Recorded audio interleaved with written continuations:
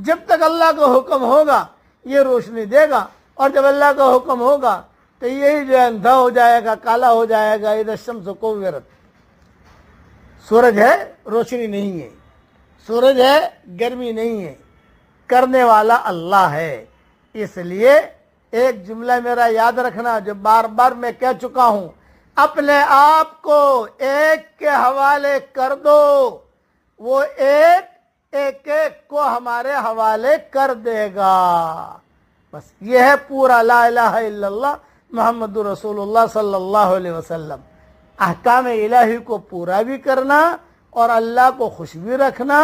हमारे वाले साहब रहमतुल्लाह अलैह फरमाते थे, बेटा वो पुलसरात जो हशर का मैदान में है वो तो बाद में आएगा, ये दुनियावी पुलसरात से कम नहीं है।